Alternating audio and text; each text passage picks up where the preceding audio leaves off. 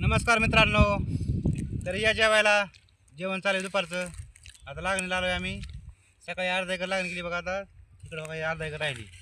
तरी रानात आहे का एकच नंबर भारी वाटतं जेवण करायचं. काम करून आहे का जेवण जाते. काम नसलं का जेवण जात नाही. आता बघा येताना दही आणलं आहे बघा.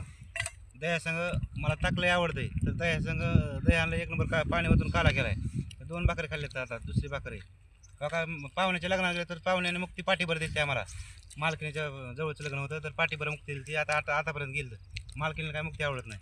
बघा चिवडा आणलाय बघा. ही भाजी आणली मालकीनी तसली ह्याची रानातली रानटी भाजी एकच नंबर लागते.